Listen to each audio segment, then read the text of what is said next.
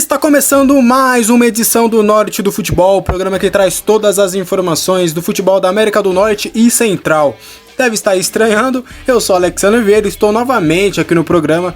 O João Lemos não pôde participar desta edição por problemas pessoais, toda a força aí pro João. E eu vou aqui conduzir o programa porque o Norte do Futebol não pode parar, tá certo? Antes da gente trazer as informações, eu quero dar alguns recadinhos. Quer ficar por dentro de tudo que acontece no futebol no Brasil e no mundo? Acesse futebolnaveia.com.br, prognósticos, colunas históricas e mercadão da bola agitado. Vai lá, www.futebolnaveia.com.br. Futebol na Veia, o jornalismo está no sangue. Então vamos lá para as primeiras informações. Eu chamo Vitor Hugo com as informações da MLS. Vamos falar um pouco sobre a MLS? A MLS Association, Associação de Jogadores, aprovou o Plano Orlando para a retomada do futebol nos gramados. O plano seriam as equipes irem até a cidade da Flórida para começarem uma espécie de pré-temporada de 2 a 3 semanas. Todos os jogadores e comissão técnica ficariam em um resort perto da Disney. As 26 equipes seriam divididas em 3 grupos de 6 e um grupo de 8. Os clubes teriam pelo menos 5 jogos cada, e os 2 primeiros a avançarem iriam para a próxima rodada, para depois disputarem um mata-mata. Vamos falar sobre transferência? O Los Angeles Galaxy estariam atrás do defensor Alan Franco, do Independiente de Avejaneda, da Argentina. O time argentino precisa equilibrar suas finanças e já teriam avisado ao jogador que o negociará. Aos 23 anos de idade, Alan é um promissor defensor argentino. Seria treinado por seu compatriota Guilherme Schelotto, que atualmente é técnico do Galaxy. Ainda sob transferência, Franco Jara divulgou uma carta de despedida ao Pachuca do México. Lá o jogador agradece a sua comissão técnica, a torcida e a todos os seus companheiros. O defensor será reforço do FC Dallas. E para finalizarmos o boletim, o Los Angeles Galaxy divulgou em suas redes sociais uma mensagem contra o racismo. A mensagem é uma clara manifestação contra a morte de George Floyd, que foi morto por policiais em Minneapolis. A mensagem postada no Twitter e no Instagram diz o seguinte: juntos contra o racismo. Aqui é Victor Hugo Freitas para o Norte do Futebol. Abraço. Tá aí, muito obrigado ao Vitor Hugo que trouxe as informações da MLS, que vai voltar e vai voltar na Disney, né? Anteriormente houve muita especulação, algumas informações e está decretado, então a MLS vai voltar em Orlando, na Disney. É o Los Angeles Galaxy contratando o Alan Franco, né, o jogador que vinha sendo pretendido até pelo Atlético Mineiro aqui no Brasil. Mas não houve acordo, ele vai rumar até a MLS. E o Vitor Hugo também trouxe aí algumas manifestações aí dos jogadores e alguns atletas em geral no esporte americano que repudiam totalmente, né? O Futebol na Veia está com todos eles. A gente repudia qualquer ato de preconceito, seja racismo, seja homofobia, seja preconceito com mulheres, seja com qualquer coisa. O Futebol na Veia repudia qualquer ato que seja contra também a democracia. Então o Futebol na Veia está com todos nessa luta. E vamos aguardar aí os próximos capítulos. O 2020 está sendo um ano muito importante para as questões políticas e sociais. E o Futebol na Veia sempre ao lado da democracia e ao lado também da diversidade. Tá certo? Vou agradecer novamente ao Vitor Hugo que trouxe brilhantemente as informações da MLS. Agora vamos saber com Renan Sky o que aconteceu no futebol hondurenho.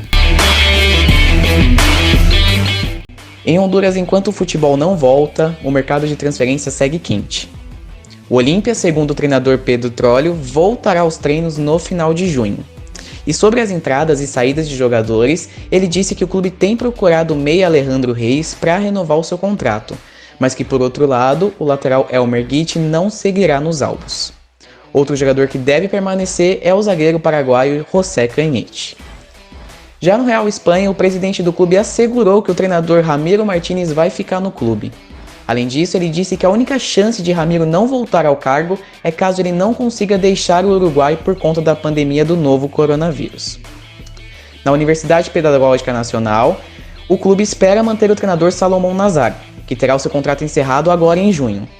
Por outro lado, o meia Júnior Padilha e o atacante Arnold Meléndez deixaram o clube rumo ao Joroco de El Salvador. O treinador Julio Palomo Rodrigues, do Clube Deportivo de Honduras, da cidade de El Progresso, pediu ajuda ao governo uruguaio para que fosse retirado do território hondurenho. O treinador, juntamente com outros compatriotas que treinam e jogam em países da América Central, temem a contaminação pelo novo coronavírus e querem regressar ao Uruguai, pelo menos enquanto a pandemia durar. O jornal italiano Gazzetta dello Sport destacou essa semana a carreira do treinador Diego Vázquez à frente do Motagua. O artigo publicado destacou 224 jogos do treinador no clube hondurenho, sendo que em 5 anos ele conquistou 5 títulos.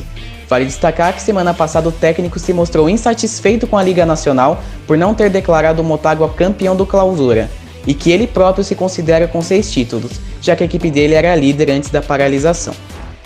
O Marathon está atrás de Riduan Palermo, filho do ex-atacante argentino Martín Palermo. O gerente de esportes do clube, Rolando Penha, destacou a boa relação do atual treinador dos Verdes, Héctor Vargas, que treinou Martín Palermo no Estudiantes de La Plata, e disse que houve uma conversa entre eles para a ida de Riduan para Honduras. Além disso, Penha citou o exemplo do brasileiro Júlio César Santos, que ganhou vitrine após jogar pelo Marathon e foi parar no futebol espanhol, chegando até ao Real Madrid. Já o Carlos Discua, que é volante, jogador da equipe do Marathon, teve o seu contrato encerrado, e ele alimentou o desejo de jogar no Motagua, mas clubes de El Salvador têm procurado ele. E ele disse que por enquanto decidiu empreender junto com a sua esposa em uma cozinha móvel como forma de se manter. Ainda no Marathon, o zagueiro Esteban Espíndola está sendo procurado para renovar o seu contrato, mas a própria diretoria do clube acredita que vai ser bem difícil, já que ele tem sido procurado pelo Saprissa, principal clube da Costa Rica e um dos principais da América Central. O futebol hondurenho está de luto. Um dos jogadores mais emblemáticos da sua história faleceu esta semana. Roberto Elmacho Figueroa morreu aos 61 anos, vítima de uma parada cardíaca. O ex-jogador vivia em São Francisco, nos Estados Unidos. Por hoje é só. Eu sou o Renan Liscay, para o Norte do Futebol. Tá aí, muito obrigado ao Renan Liscay, que trouxe brilhantemente as informações do futebol hondurenho, tá certo? Quer ficar por dentro de mais informações do futebol hondurenho, de todas as ligas? Vai lá no nosso Instagram, futebolnaveia.br, no nosso Twitter, FNVBR, tem algumas curiosidades. Estamos tendo lives também no nosso Instagram com algumas personalidades do futebol, Tainá Espinosa, Mauro Betti, jogadores que estão espalhados aí pelo restante do mundo. Então acesse lá nossas redes sociais também. Trazendo agora as informações da Costa Rica com Eric Matini e também as informações da Jamaica com Cadu Maciel. Fala pessoal, como muitos já sabem, o futebol costarriquenho está rolando novamente. Vale ressaltar que nas Américas foi o primeiro a retomar as partidas desde o dia 20 de maio. O campeonato de Costa Rica não possui aquela fama como muitos, mas vem sendo bastante comentado pelo mundo todo por conta de seu retorno. Como dito em boletins passados, foram adotadas uma série de medidas para manter a segurança de todos os envolvidos e evitar a propagação da Covid-19. Entre as medidas está a desinfecção de chuteiras, medição de temperatura antes dos jogos e a obrigatoriedade do uso de máscaras no banco de reservas. E olha só que bacana, como os jogos estão ocorrendo de portões fechados, uma das ações para integrar os fãs do futebol são os ingressos virtuais, onde o torcedor paga o valor de $15 e tem uma placa com a sua foto colocada nas arquibancadas. Essa novidade foi adotada, entre outros clubes, pelo Saprissa, que é um dos times mais tradicionais da Costa Rica. E a última semana foi bastante agitada, pois aconteceram as 18ª e 9ª rodadas do campeonato, começando no dia 26 de maio, com a partida entre Cartágenes e Jicaral, onde o Cartágenes venceu por 4-2. Já no dia 27 de maio, teve as partidas de Grécia e Alajuelense, com a vitória do Grécia por 3-1.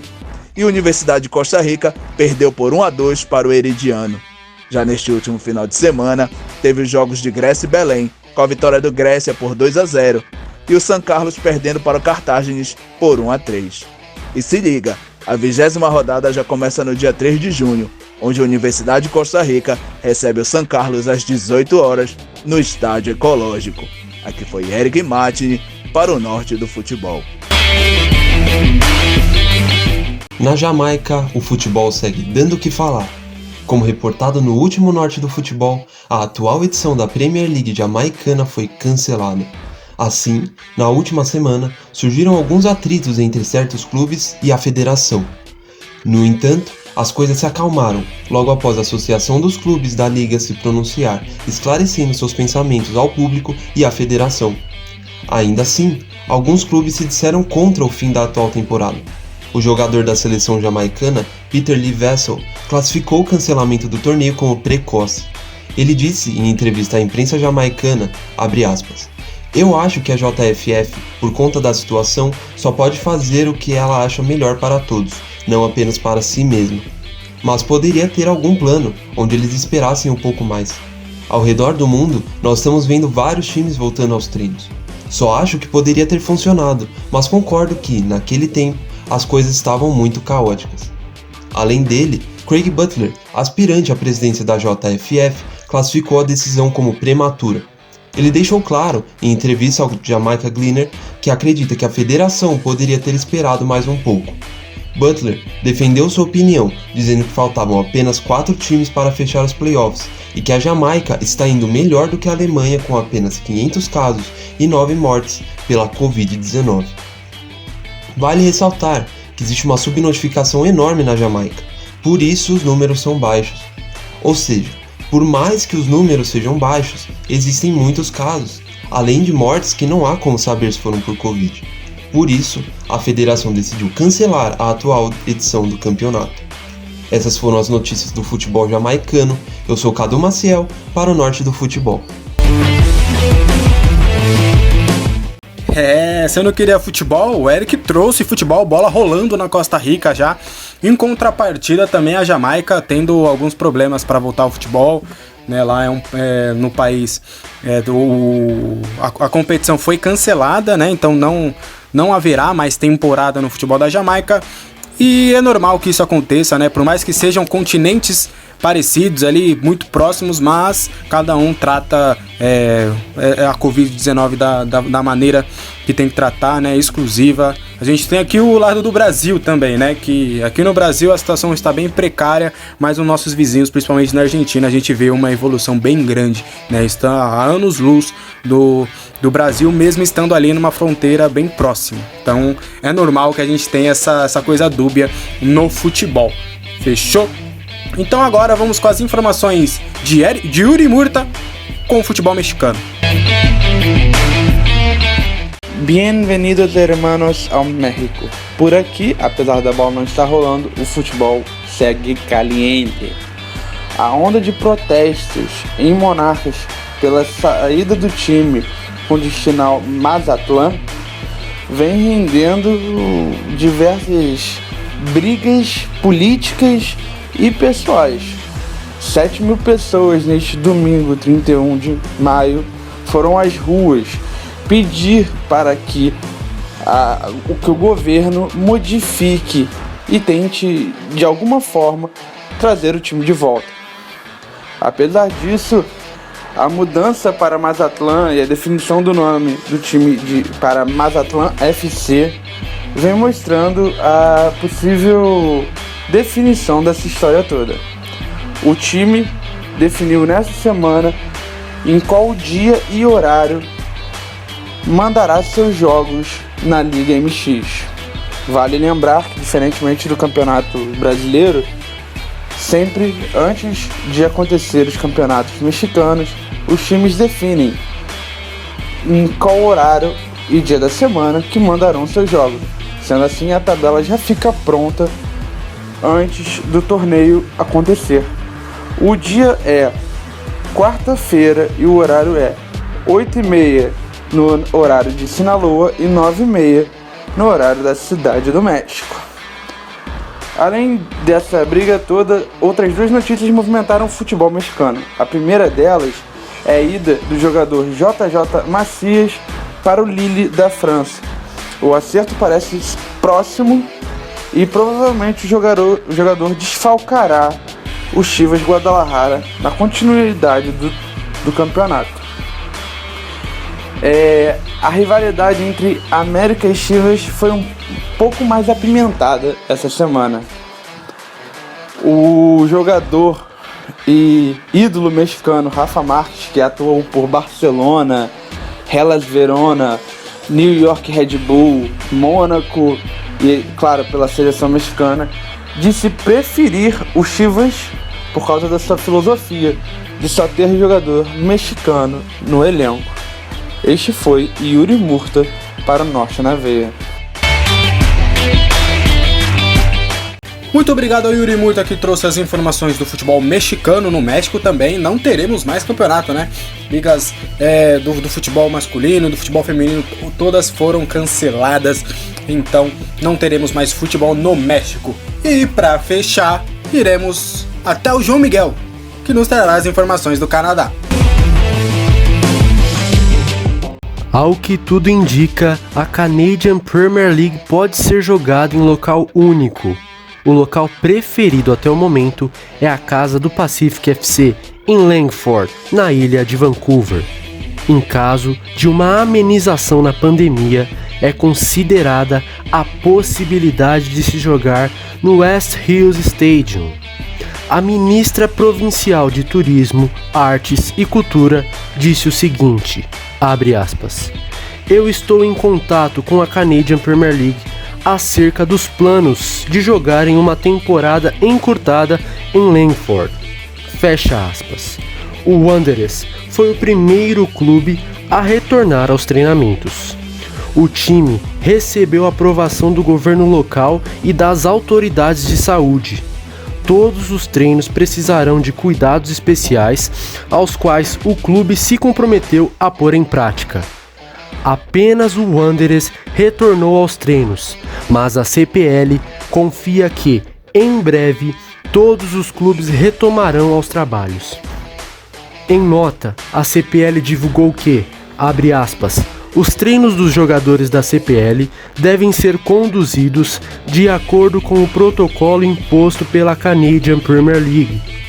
A prioridade desses protocolos é a segurança e o bem-estar dos jogadores, comissão técnica e diretores, assim como de suas famílias quando eles retornam para casa. Os próximos dias podem ser decisivos para a Canadian Premier League e para uma possível volta do futebol no Canadá. João Miguel, para o Norte do Futebol. Muito obrigado a João Miguel e a todos os nossos repórteres que trouxeram todas as informações do futebol da América Central e do Norte. Eu me despeço, mas antes de mais nada, não esqueça, futebolnavea.com.br, o nosso portal, hein? Tem várias notícias bacanas lá, atualizações do mercado da bola, então clica lá, futebolnavea.com.br, Instagram, futebolnavea.br e no Twitter, FNVBR, Spotify ou Anchor. Segue a gente aí para ficar por dentro de toda a nossa grade de programas, tá certo? E por fim, se você está acompanhando no YouTube, deixe seu like, se inscreva no canal, ativa o sininho, tudo aquilo que você já está cansado de saber aqui no Futebol na Veia. Eu sou Alexandre Vieira, me despeço, até o próximo programa, tchau!